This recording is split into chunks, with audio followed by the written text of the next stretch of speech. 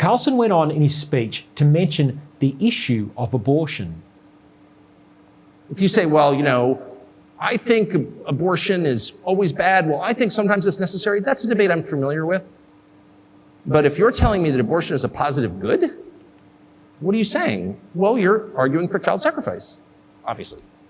It's not about a teen girl gets pregnant and what do we do about that and victims of rape. I get it. Of course I understand that. And I have compassion for everyone involved. But when the Treasury Secretary stands up and says, you know what you can do to help the economy? Get an abortion. Well, that's like an Aztec principle, actually. There's not a society in history that didn't practice human sacrifice. Not one. I checked. Now, Carlson is right to observe that the current political discourse can only be described in theological terms such as good and evil. Yet conservatives, particularly the ones still left in the major political parties like the Liberal Party, are told to stay away from the culture war issues, especially the issue of human rights for unborn babies. Just look at the treatment of Moira Deeming in the Liberal Party down in Victoria. Her treatment by the leader, John Pesutto, and her spineless colleagues for standing up for girls and women against LGBTIQA+ political madness was certainly irrational. As Carlson was rightly observing, these things can't be understood logically. So while conservatives are continually told to stay away from the culture wars, what does the left of politics do? They double down, of course. They keep fighting while our side rarely is on the battlefield. At least here in Australia, that is the case. Now, despite the obvious and embarrassing cognitive decline that Joe Biden is suffering, this week he announced that he would run for a second term as President of the United States.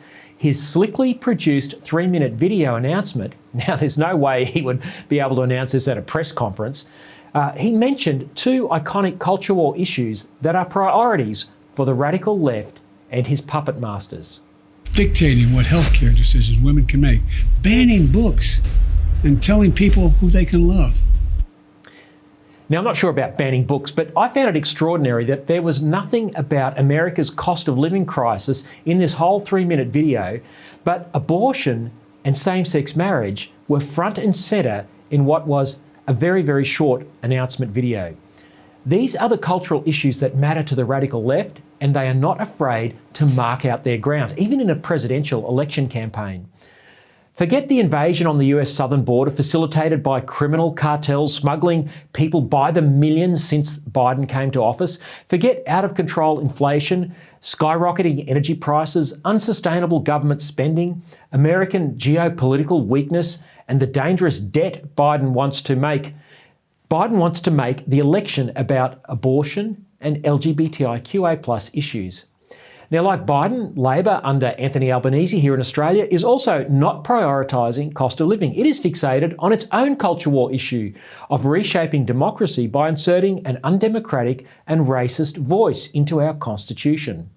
The Albanese government is not serious about bringing down inflation by cutting government expenditure and debt, or reducing energy costs by allowing our cheap and abundant coal and gas to be used. It's happy to leave the heavy lifting of fighting inflation to mums and dads with mortgages who must bear the pain of the Reserve Bank's interest rate rises. Now, most people are clueless that there are other levers to reduce inflation than simply hiking people's mortgages. But the government is too ill-disciplined and too ideological to pull those levers. Sadly, the Liberals are not much better, having driven inflation up by overreacting during the pandemic with irresponsible government spending.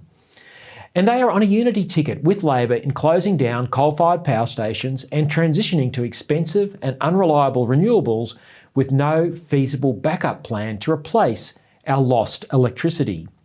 Liberals, Labor, the Teals and the Greens are on a unity ticket on social policy when it comes to abortion and LGBTIQA+ political demands, and they are on a unity ticket when it comes to vandalising our once low-cost electricity supply. That's why Labor has the luxury of pursuing the voice.